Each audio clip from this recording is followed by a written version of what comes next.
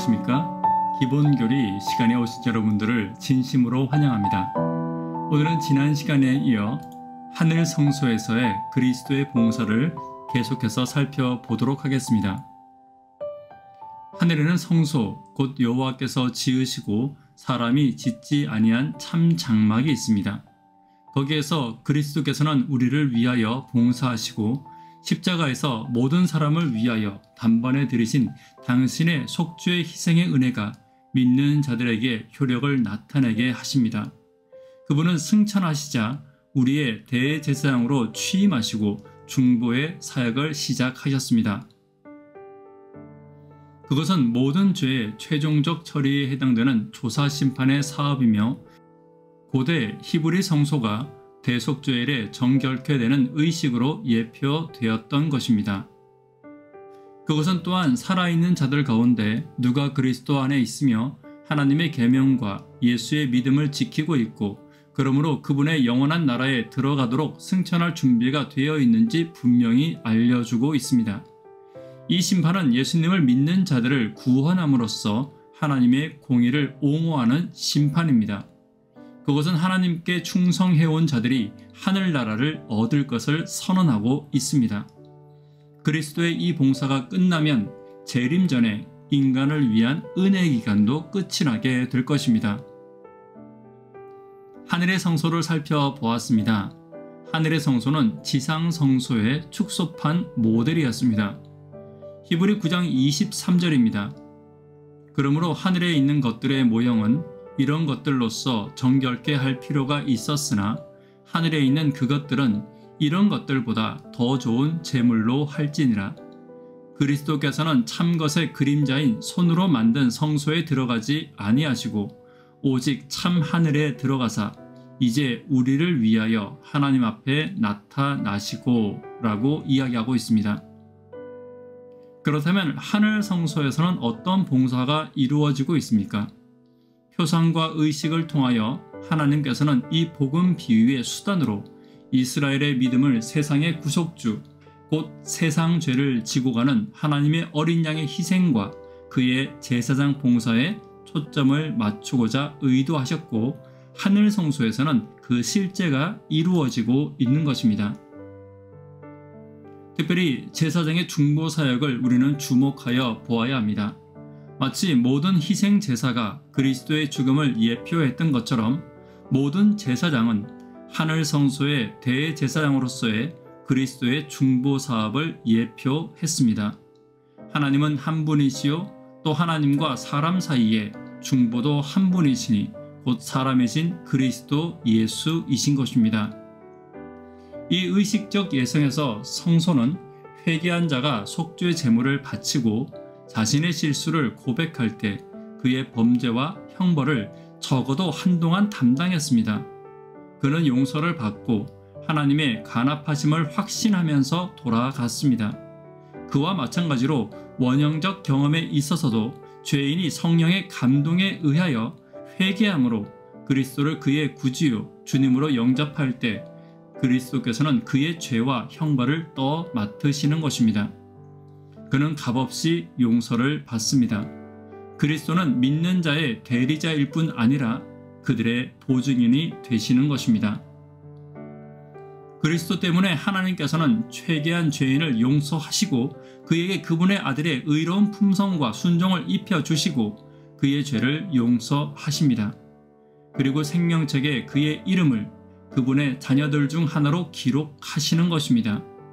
믿는 자가 그리스도 안에 거할 때 영적 은혜가 성령을 통하여 우리 주님에 의하여 그에게 전달됨으로써 그는 영적으로 자라나고 하나님의 성품을 반영하는 미덕과 덕성이 개발되는 것입니다. 그리스도의 지성소의 봉사에 관하여 살펴보도록 하겠습니다. 첫 번째, 지성소의 봉사는 성전과 하나님 백성의 정결을 상징합니다. 두 번째, 성전의 정결을 위한 두 염소를 우리는 기억하고 있습니다. 여호와를 위한 염소와 아사셀을 위한 염소가 있었습니다.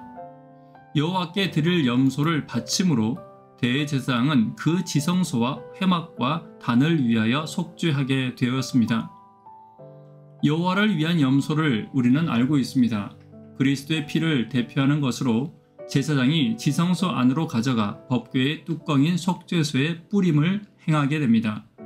그리스도께서 우리의 죄를 위하여 지불하셨던 무한한 값을 표상하는 것이고, 하나님이 당신의 백성들을 당신 자신과 화목시키기를 얼마나 열망하시는지를 나타내고 있는 것입니다. 백성과 성소를 위한 속죄를 이루고 이 둘을 다 같이 정결케 하였습니다. 제사장은 성소를 더럽혀왔던 죄를 자기 자신이 짊어지고 살아있는 염소, 곧 아사셀에게로 옮겼으며, 그 염소는 하나님의 백성의 진영에서 떠나 보냄을 입었습니다. 상징적으로 매일의 용서의 의식에 사용된 희생 제물의 피나 고기를 통하여 회개한 신자들에게서 성소로 옮겨진 백성들의 죄를 제거하는 것을 의미하는 것입니다. 그리고 성소는 정결함을 받고 다음 한 해의 봉사 사업을 위해 준비되게 된 것입니다. 하나님과 그분의 백성 사이의 관계가 바로 잡히게 됨을 상징합니다. 대속죄일은 죄의 박멸을 취급하는 심판의 과정을 예시하는 것입니다. 그날에 이루어진 속죄는 죄의 존재를 영원히 도말하고 우주가 하나님의 조화로운 지배 아래 완전한 화목을 이루게 하는 그리스도의 공로로 최종 적용을 예표하고 있는 것입니다. 아사셀의 염소는 사단을 상징합니다. 아사셀은 희생제물로 죽임을 당하지 않았기 때문에 용서를 가져다주는 수단으로 사용될 수 없습니다. 성소는 아사셀이 의식에 참여하기 전에 여호와께 드려진 염소의 피에 의하여 완전히 정결해짐을 입었습니다. 성경 기록은 아사셀을 하나님께 대하여 반대되고 상반되는 존재로 취급하고 있습니다. 심판의 또 다른 국면들을 살펴보겠습니다. 죄의 용서 이외의 국면들입니다. 대속죄일의 아사셀의 의식은 죄와 사단의 추방을 상징하고 있습니다. 죄에 대한 완전한 책임은 죄의 창시자여 선동자인 사단에게로 넘겨질 것입니다. 사단과 그의 추종자들 그리고 모든 죄의 결과들은 완전히 파멸되어 우주에서 사라질 것입니다. 그러므로 심판에 의한 속죄로 말미암아 온 우주는 완전히 화목해지고 조화롭게 될 것입니다. 이것이 그리스도께서 하늘 성소에서 행하시는 제사장 봉사의 두 번째요 마지막 국면에서 성취해야 할 목적인 것입니다. 대속죄일의 아사셀 의식은 죄와 사단의 추방을 상징하고, 이 심판은 온 우주 앞에 하나님의 공의를 최종적으로 옹호하게 될 것입니다. 대속죄일이 묘사하는 심판의 세 국면들이 있습니다. 성소에서의 죄의 도말은 재림전 심판을 의미하는 것입니다. 거짓 신자들은 떨어져 나갈 것입니다. 참 신자들의 믿음과 그리스도의 연합은 충성된 우주 앞에서 재확인될 것입니다. 그들의 죄의 기록은 도말되게 될 것입니다. 아사셀의 광야 추방은 황폐된 이 지구에서의 사단의 1000년 동안의 감금을 표상하고 있습니다. 구원받은 자들이 악인들에 대한 심판을 살펴보게 될 것이며, 하나님의 자비와 공의에 관한 모든 의문들이 풀리게 될 것입니다. 세 번째, 집행심판은 불이 악인들을 소멸하고 지구가 정하게 됨을 상징하는 국면입니다. 세 번째, 예언상의 하늘 성소를 살펴보도록 하겠습니다. 하늘 성소의 기름 부음을 우리는 들었습니다. 내 백성과 내 거룩한 성을 위하여 70일에로 기한을 정하였으니 허물이 마치며 죄가 끝나며 죄악이 영속되며 영원한 의가 드러나며 이상과 예언이 응하며 또 지극히 거룩한 자가 기름 부음을 받으리라 라고 기록하고 있습니다. 여기서 지극히 거룩한 자는 지성소를 의미하는 것이고, 지성소가 기름 부음을 받을 것이라는 예언입니다. 이것은 그리스도의 승천과 기름 부음을 의미하고 있는 것입니다. 히브리 9장 22절입니다. 율법을 쫓아 거의 모든 물건이 피로써 정결케 되나니 피 흘림이 없은즉 사함이 없느니라. 그러므로 하늘에 있는 것들의 모형은 이런 것들로서 정결케 할 필요가 있었으나 하늘에 있는 그것들은 이런 것들보다 더 좋은 제물로 할지니라 라고 기록하고 있습니다. 하늘 그 자체가 정결이 필요했고, 그리스도의 속죄의 피로 말미암아 정결을 얻었던 것입니다. 하늘에 있는 것들을지라도 그것들이 인류의 미래의 생애의 상태를 구체화하는 한 인류의 타락으로 무엇인가가 오염되었으므로 정결케 될 필요가 있다고 말할 수 있을 것입니다. 그리고 회개한 자들의 죄는 믿음으로 그리스도 위에 놓여짐으로써 하늘 성소는 정결해질 것입니다. 하늘 성소는 하늘 책에 있는 죄의 기록을 최종적으로 도말함으로 또한 정결케 될 것입니다. 기록들이 최종적으로 깨끗해지기 전에 누가 회개와 그리스도를 믿는 믿음을 통하여 그분의 영원한 나라에 들어갈 자격을 갖추고 있는지 결정하기 위해 그것들이 검토될 필요가 있을 것입니다. 그러므로 하늘 성소에 정결하는 조사 혹은 심판의 사업이 반드시 포함되고 있는 것입니다. 이것은 심판의 날로서의 대속죄일의 성격을 충분히 반영하고 있습니다. 그런데 이 심판은 재림 전에 있어야 합니다. 진정으로 회개하고 믿음으로 그리스도의 속죄의 피를 주장한 모든 사람은 용서를 받게 될 것입니다. 이 심판 때에 그들의 이름이 불리어지면 그들은 그리스도의 의의 옷을 입고 그들의 죄가 도말된 것이 확인되고 그들은 영생을 얻기에 합당함을 인정받게 될 것입니다. 계시록 3장 5절입니다. 이기는 자는 이와 같이 흰옷을 입을 것이요 내가 그 이름을 생명책에서 반드시 흐리지 아니하고 그 이름을 내 아버지 앞과 그 천사들 앞에서 시인하리라. 다니엘서에 나타난 조사심판의 성격을 우리는 잘 알고 있습니다.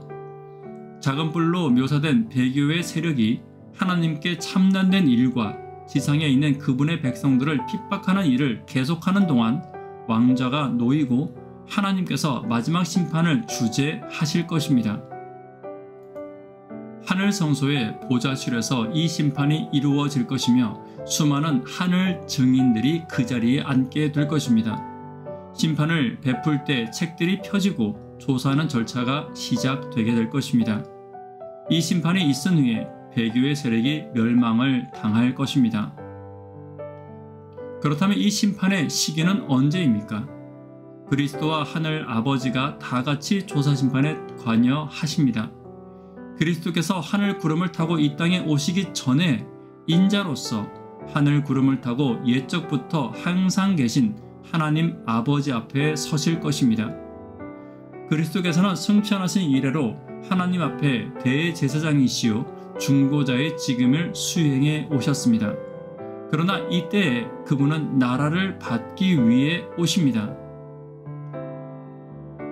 그리스도의 제사장 봉사가 가리워질 때가 올 것입니다.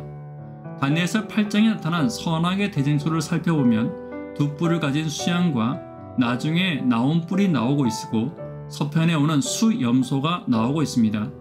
그리고 그 가운데 큰 뿔이 솟아나게 될 것이고 이 큰 뿔인 알렉산더 대왕 이후에 네 나라로 분열됨이 예언되어 있습니다.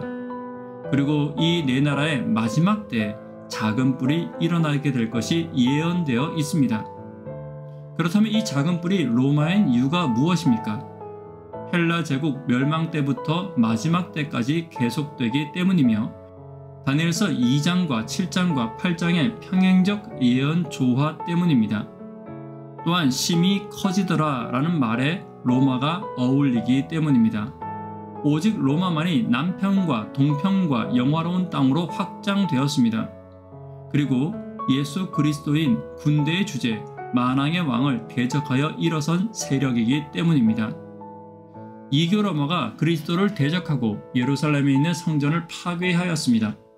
법왕 로마는 인간들의 중보를 통하여 용서를 제공하고자 의도된 사도 직분으로 대치함으로써 하늘 성소에서의 죄인을 위한 그리스도의 제사장 봉사와 중보 봉사를 흐려지게 하였습니다.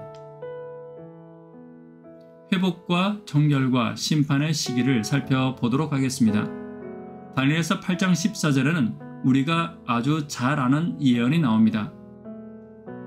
그가 내게 이르되 2300 주야까지니 그때의 성소가 정결하게 함을 입으리라 하였느니라. 2300 주야에 대해서 우리는 잘 알고 있습니다. 이 이상은 마지막 때에 관계된 것으로 성소는 하늘 성소를 가리키고 있습니다. 창세기 1장에서 주의하는 하루를 가리키고 있고 상징적 예언상 하루는 1년에 해당되고 있습니다. 따라서 이것은 2300년에 해당되는 것입니다. 다니엘 9장은 다니엘 8장을 풀이하는 열쇠가 되고 있습니다. 8장과 9장은 서로 연결되어 있으며 8장에서 다 설명하지 못한 이상을 가브리엘 천사가 와서 9장에서 다시 설명하고 있는 것입니다. 이제 내가 고하러 왔노라. 그런즉 너는 이 일을 생각하고 그 이상을 깨달을지니라 라는 말을 통해 우리는 이것을 살펴볼 수 있을 것입니다. 그리고 70일에는 유대인과 예루살렘을 위하여 정해졌다고 가브리엘 천사는 말하고 있습니다. 여기서 하다크라는 말은 끊어내다, 분리하다 라는 뜻을 가지고 있으며 2300년의 기간에서 490년의 기간을 끊어내야 하는 것입니다. 그리고 490년의 기산점은 예루살렘을 중건하라는 영이 날 때부터로 이야기하고 있으며 이것은 아닥삭스다 왕 제7년 BC 457년을 상징하고 있습니다. 그리스도의 봉사에 대한 보다 완전한 이해가 우리에게 필요합니다. 19세기 초에 성서 예언 연구와 실망이 있었습니다. 많은 사람들이 예언 연구를 포기하거나 예언적 해석 방법에서 돌아서게 되었습니다. 그러나 많은 기도와 열성으로 이 문제를 연구하고 성소를 바라본 사람들은 새로운 통찰력을 얻게 되었습니다. 당시의 해석의 실수는 시간의 계산에 있는 것이 아니라 예언적 기간 끝에 일어날 사건에 관한 오해에 관한 것이었습니다. 그리스도께서 이 땅에 오시는 것이 아니라 하늘 성소의 지성소 봉사의 시작하심을 나타내는 것임을 그들이 오해한 것입니다. 재림전 심판으로 묘사된 대속조엘의 성소 정결의 원형이 시작됨을 의미하고 있는 것입니다. 이제 저희들은 재림의 마지막 시간에 와 있습니다. 하나님께서 마지막 지성소 사역을 마치시고 이 땅으로 오시기 전에 시간에 저희들이 와 있는 것입니다. 그리스도의 성소의 봉사는 오늘도 저와 여러분을 위하여 계속해서 이루어지고 있습니다.